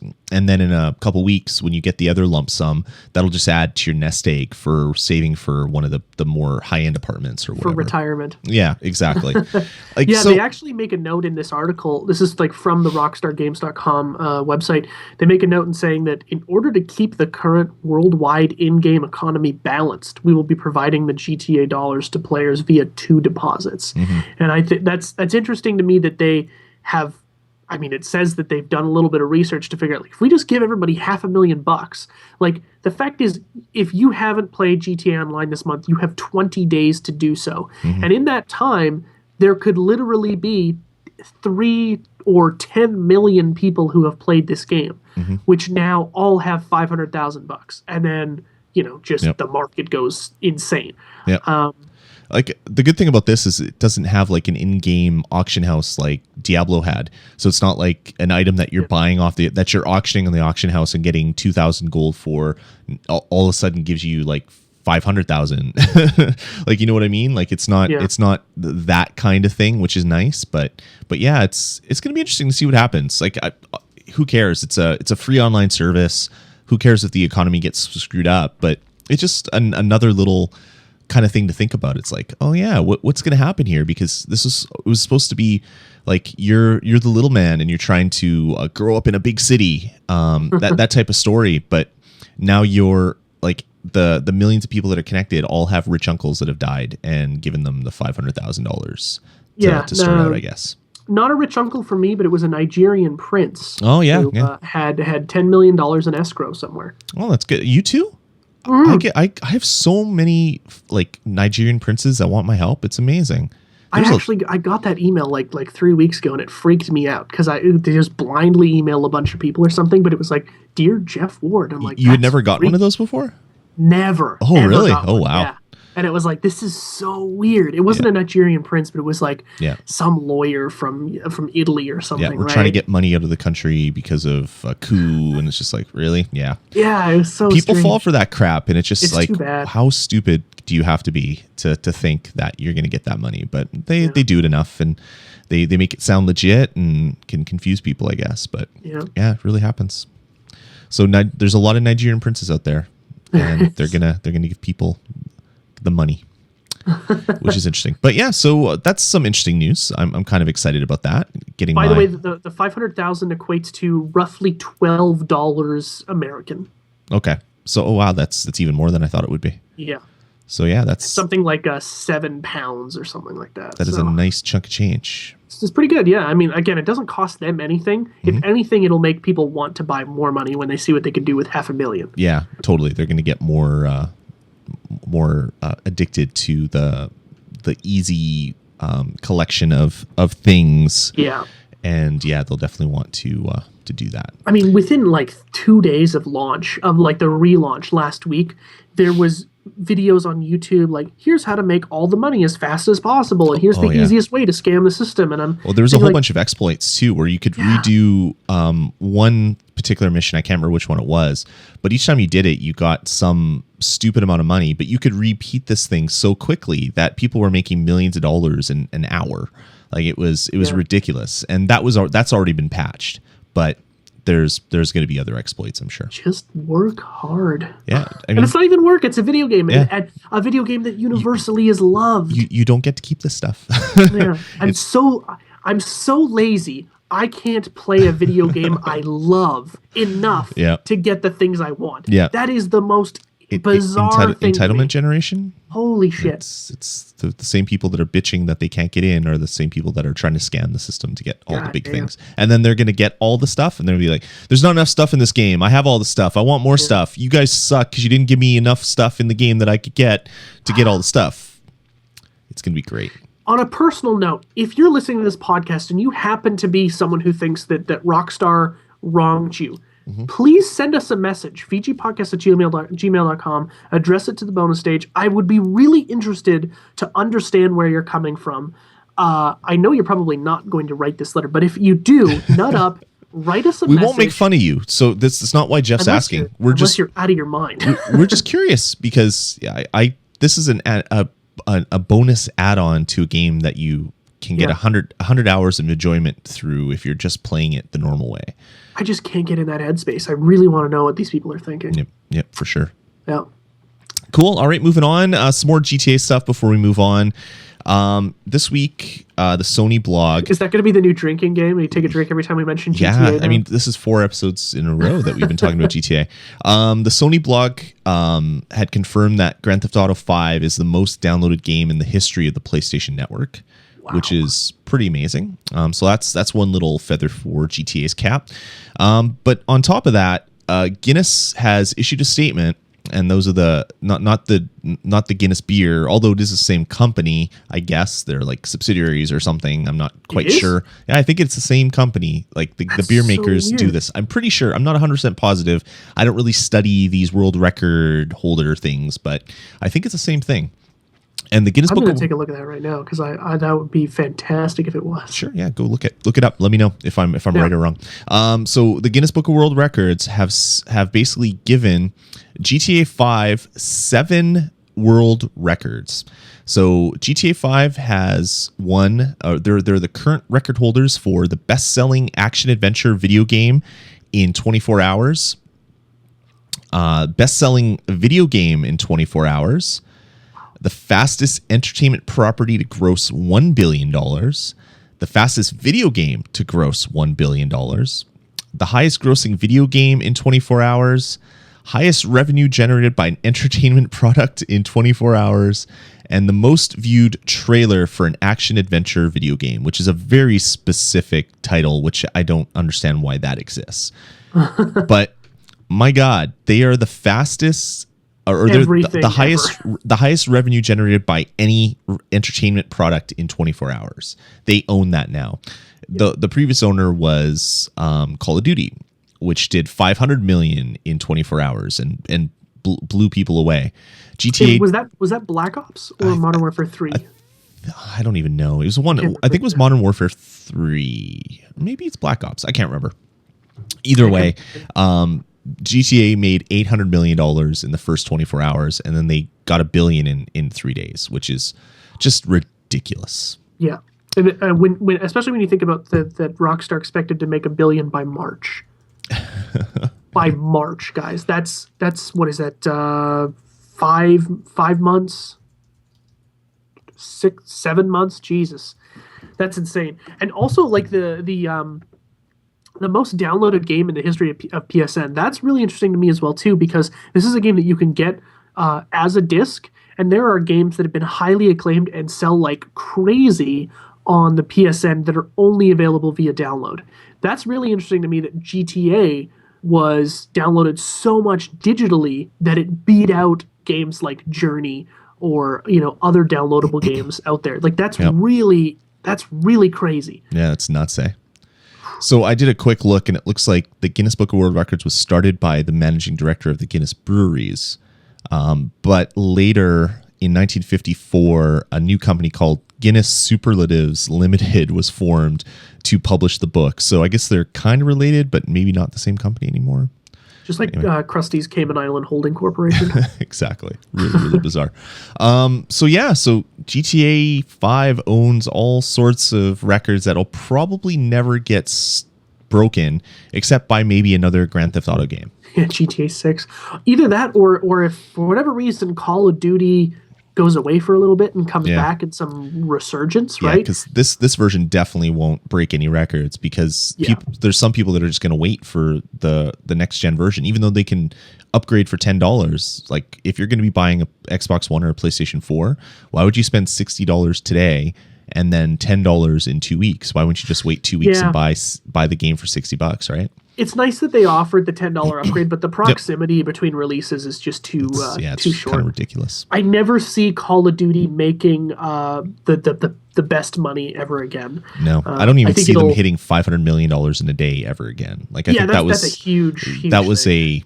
That was like a weird anomaly. I don't see that happening again, but who knows? Like I didn't see that happening in the first place, and it kind of blew me away when it did. I really did. I was blown away when GTA was like, yeah, we just made $800 million in 24 hours. I was like, what? That's got to be a misprint. Like, there's no way that's happened. And I bet you those numbers don't count digital downloads because they never do. So yeah, it takes a while for those numbers to come in, right? Yep. It's usually like a month or so behind physical retail sales. Yeah, and especially since GTA it's now the biggest selling digital game on PS3. Well, that's a lot of cash because I know a lot of people bought Tomb Raider and a lot of people bought BioShock Infinite digitally. So this is like more than all those sales on top of the stuff. That's just a lot of money, man. They're swimming in Scrooge McDuck's money bin right now. Yeah, they are. On a personal note, if anyone for whatever reason from Rockstar is listening to this, the guys who have done the online and admittedly failed when it launched, in what is 9 days have worked their asses off to get some extremely game-breaking bugs fixed. Mm-hmm. That's very impressive. I think most of what they did was spin up more servers. Probably, yeah. But I mean, I bet it took a ton of work to also get there's still some bugs where people don't have arms and shit, which are really funny to watch. I saw the best animated GIF of a guy driving in a car that didn't exist. So just a guy sitting with his hands like this, just driving is very hilarious. It's really funny. Yeah, I mean, a lot of work, but when you have $1 billion in the bank, fresh new $1 billion, $1 billion that came in 72 hours, you can hire a lot of people and not really worry about it too much. Yeah. Throw so much resource at the problem to fix it and get it fixed. That's the kind of income that pops into your bank. Then the bank calls you and says, "Hey, do you guys know a Nigerian prince or something? What the hell is happening?" Did you write a computer virus that takes the fractions of the pennies, but accidentally do too many decimal points? Yeah. Is John Travolta and Hugh Jackman from Swordfish working at Rockstar now? Yeah, exactly. Yeah, it's awesome. So that's GTA. Good for you, Rockstar. They've broken the most records. They should get a Guinness Book of World Records record for the most records broken in one weekend. Well, actually, I think that's probably owned by somebody. Probably is. I'm sure it is. All right, moving on. Let's get into the next one. For some strange, unknown reason, Microsoft has announced 3 new Xbox 360 bundles for the holidays. Yeah. They have a new console coming out, right? That's not next year. It's this year. They do. Right? Okay. They do. So I understand why they keep selling the old console, but why would you make new bundles for the new console when you have the new hardware? It's even stranger when you figure out or find out what the prices of these things are. Yeah. There are 2 bundles that are $299, and then there's one bundle that is $399.99, which is the same price as the PlayStation 4. For those keeping track at home, that number does sound familiar. It is so bizarre. Bizarre in 2 ways. One, it's bizarre because apparently Microsoft does know how to make a $399 bundle. Yeah. And 2, that they've decided to make it on the old version of their console. It's so bizarre. So the first bundle, the $299 bundles, They're both 250 gig. Or no, sorry. One of them is a 250 gig bundle that comes with Halo 4 and Tomb Raider, and the next one is a 4 gig system that comes with Kinect and Kinect Sports Season 2 and Kinect Adventures. So that's the $300 price. The $400 price is a 250 console, Kinect sensor, the 2 Kinect games, Kinect Adventures and Kinect Sports Season 2, and Forza Horizon, and also. All the bundles come with 1 month, one whole month of Xbox Live Gold. And just to make these sweet bundles even sweeter, Microsoft is running a promotion in the US only from October 13th to January 14th. If you buy one of these bundles, you can get a $50 off coupon, which will just be taken off when you buy it. So... I love how at the end of this press release, by the way, it says, the Xbox family also adds that its latest member on November 22nd when the Xbox One launches. I don't. Here's the deal. Holiday 2012, these bundles would have been awesome to have. I mean, Kinect aside, I don't care about that. It's still a good bundle, but 4 gigabytes is a joke for a hard drive, and I don't think they should sell any SKU that has a 4 gigabyte hard drive. But that's how they cut the cost. 250 is where it needs to start, and all Xboxes should have that. Yeah. That said, hard drives are cheap. Yes, hard drives are cheap. The Microsoft ones are not. Microsoft does a really shitty thing that Sony doesn't, where they have to have this proprietary fit-in memory kind of bullshit, right? Yeah. And I was looking into this because I wanted to upgrade my hard drive, and there's a workaround. If you have specific external hard drive like models, you could put a bigger drive in, and then the way that you make it work is you download the serial file from the internet for that size drive. So if you had a 20 gig drive, but you wanted to make it a 250, you'd put a 250 gig SATA drive in there, and you'd add this little serial file to the root of the drive, format a specific way, add this little serial file that says, yep, this is a 250 gig drive, and then it would see it as a 250 gig drive.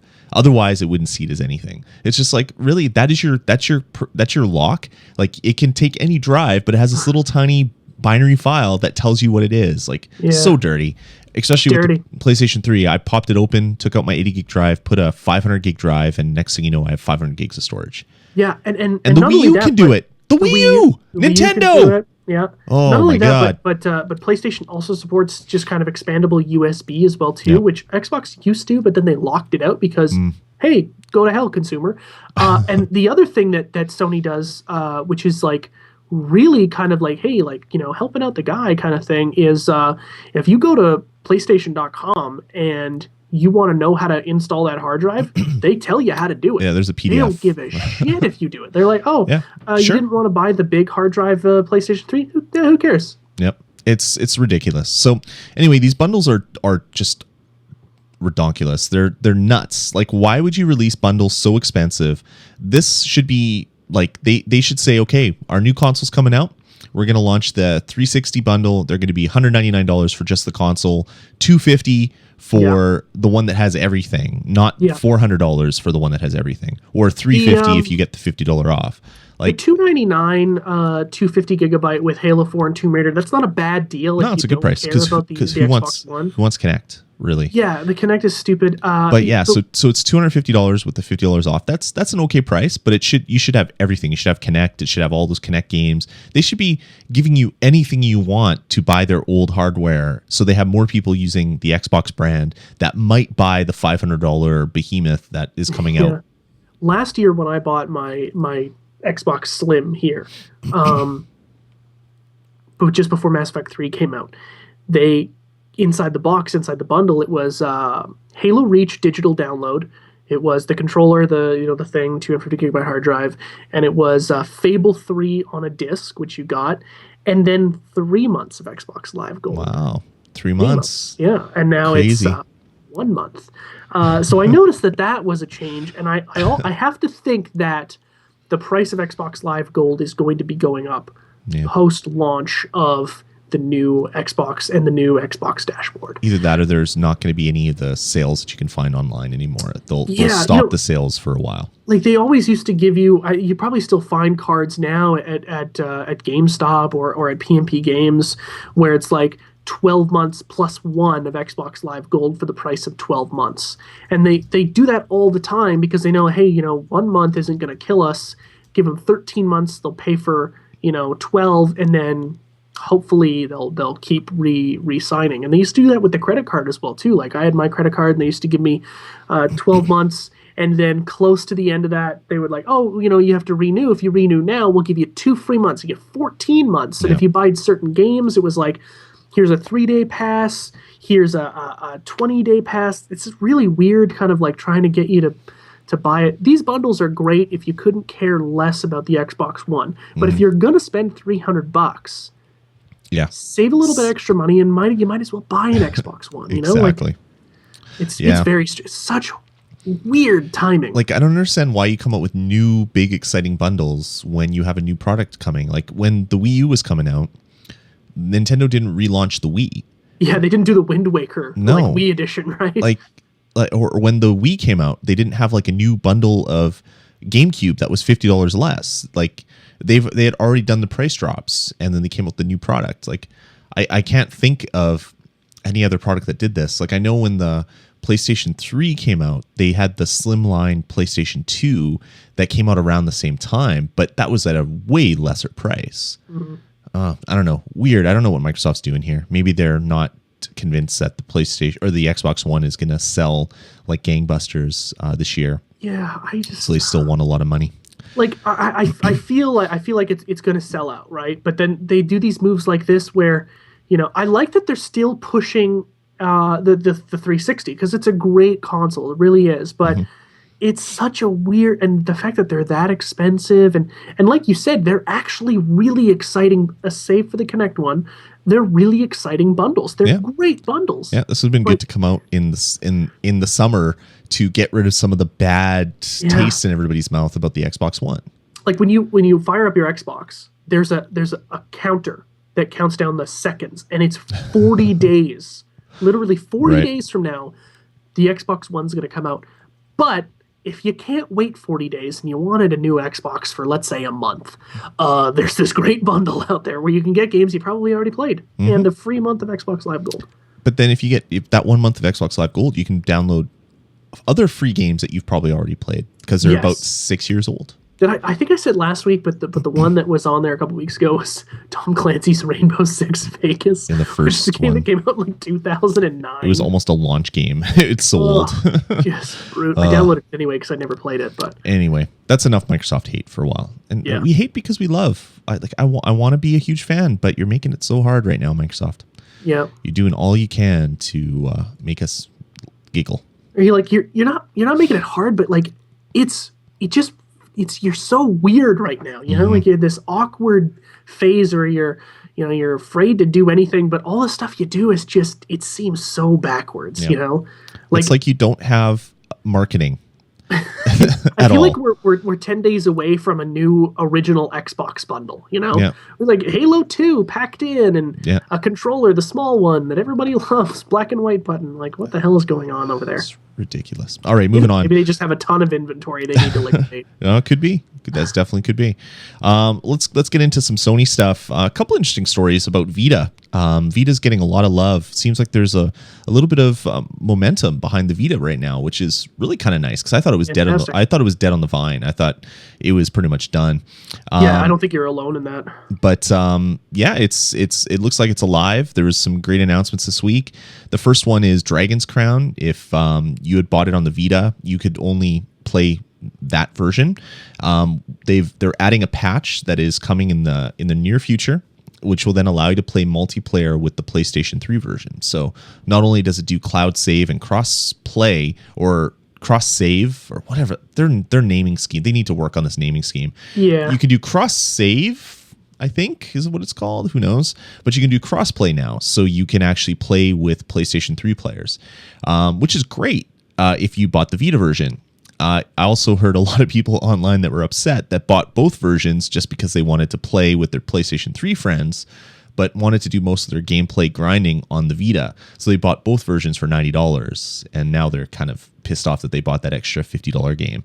And that's the prime example of why they need to really get the messaging on this whole system proper, because it's confusing as all hell. And we've been paying attention to it. I still don't know really what it means. They call the same thing different things at different times. Like their marketing company doesn't even know the messaging for what to call things. For MLB The Show, wow, I have not made that reference in a while. Talked about that game. But for MLB The Show, everybody. 2012, right?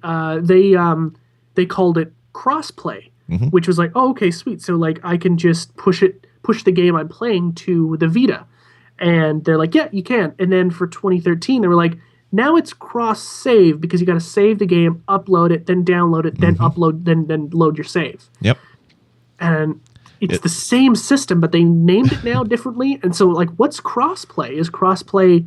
I have no idea. Crossplay allows you to play between both systems now. That's what crossplay is. It's like streaming, right? No, it's like the ability to play with other consoles. So the multiplayer pool of multiplayer people is now from both systems. It's not just Vita only playing with Vita and PlayStation 3 only playing with PlayStation 3.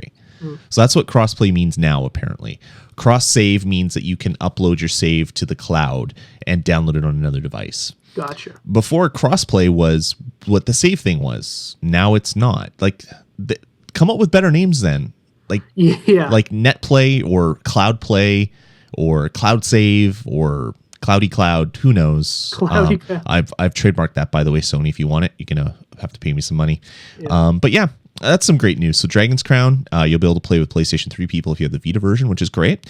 And they just announced that Injustice Gods Among Us, the Ultimate Edition, will be coming to Vita on November 12th. So this is the Injustice, that's the fighting game with all the DC characters. And the Ultimate Edition has every single piece of DLC bundled in that was released for the console. And so this has other characters, skins, all sorts of stuff. Like there was DLC coming out every week for Injustice Gods Among Us. And now you can get all of it in one little mini disc, little chippy thing for your Vita. And it's going to be made available on November 12th. That's cool. I don't have any pricing, though. They didn't announce pricing. I'm sure it's probably going to be $49.99, probably like the premium Vita price, maybe $39.99. But yeah, that's some good news. Like people are actually, where they weren't supporting Vita before, they're coming out with ports. So maybe this whole PlayStation 4 Vita, like use one for the other. Like I can play all my PS4 games on my Vita. Maybe that's really getting some excitement behind the Vita. Yeah, and really the like the mark of when a console is starting to take off is the ports. If a company is willing to say, okay, you know what, it's easy enough for us to dump $100,000 into making a port of this game for another device because we know that it's going to make that money back and then profit. That's when you know that the install base is getting big enough, most likely from that price drop and then the subsequent bundles. Totally. And now it's holiday season as well too. That it's going to start to take off. Ports are great. Although I have no interest in playing ports most of the time, I'm there, especially on a Sony platform, I'm there for an exclusive. The more ports, the more exclusives. So it's a hand-in-hand kind of thing, and it's it's finally an exciting time to be a Vita owner. Yeah, like I'm really, like, to be honest, I'm dreaming of the day where I can have my PlayStation 4 in my basement on my big television, and then I go upstairs to bed and I get another 15, 20 minutes of Grand Theft Auto in because I'm playing it on my Vita, streaming it from my PlayStation 4. When I'm done, I hit power off, powers off my PS4, powers off my Vita, and then I go to bed. That really makes me excited. Like that is such a great thought that is going to be possible. So yeah, I don't know. I'm really, really digging kind of the stuff that Sony has planned. So.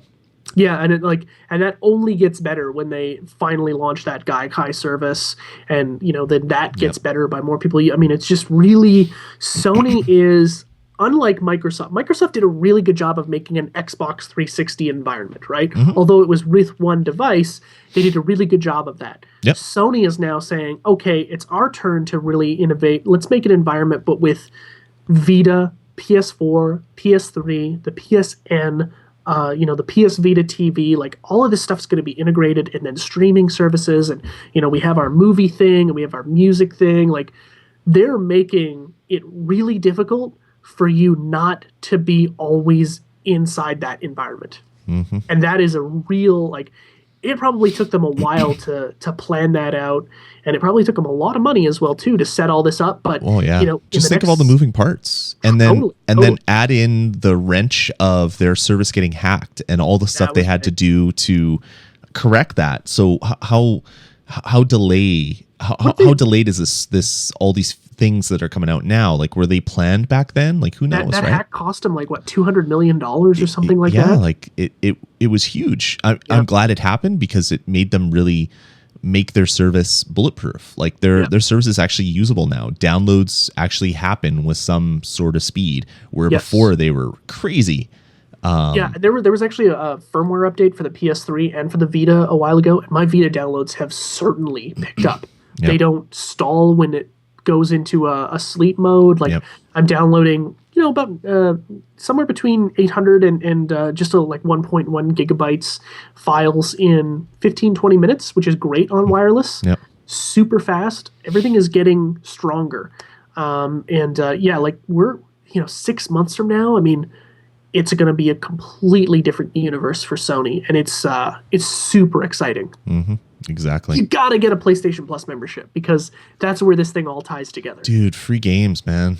Free games. Shadow of the Colossus was the game this month. I just downloaded it right now. I gotta download it. It's there waiting for me. And I've never played it. It's so good.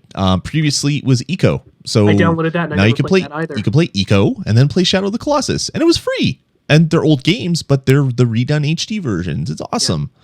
Oh, they're the remakes. Yeah, they're the remakes. Not the remakes, but the the HD remakes. Yeah, remaster. That's what it is. Shit, you know? Yeah, it's awesome. That's cool. I love PlayStation Plus. Anyway, I think that's going to be it for the show. We'll skip our last story. Wasn't super excited anyway.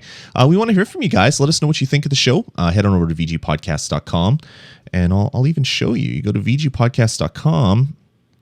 And once that page loads up, you can click contact us right here at the top of the page. And that will send you, oops, not there. I clicked on forums, not contact us. But he does his own site. But if you click contact us, you just put your little stuff in this little box here, hit send, and we'll send us an email. How easy is that? While you're there, you can click this nice banner for PNP Games and go check out what PNP Games has for you at the same time, which is pretty awesome. They're celebrating their midnight launch of Pokemon right now. Exactly. I answered their Facebook post saying, sorry, I'm podcasting right now. I can't be there. You can email us directly, vgpodcast@gmail.com, or you can call our voicemail line, which is area code 505 VG Podcast. We do want to hear from you guys. We want to hear what you think of the show and what you think of what we talked about in this episode. Really looking forward to hearing from you guys. So, contact us somehow. Call me on the phone if you know my phone number. You can do that as well. That's weird. Yeah, it's really, really bizarre. All right, guys, that's going to about do it for the show. We'll talk to you in about a week's time. Jeff, thanks for joining me yet again. Thanks for joining me. As I stall getting my music ready. All right, here we go.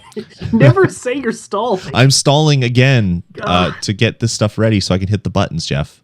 We've certainly, actually, now that you've said stalling again, we've definitely brought the show around full circle. We have. Now it's time to put a button on it. It was a callback. It's what good comedians use. And I'm not a good comedian, so I don't know why I'm using it. All right, guys, we'll talk to you in about a week's time. Take it easy. Let's get started.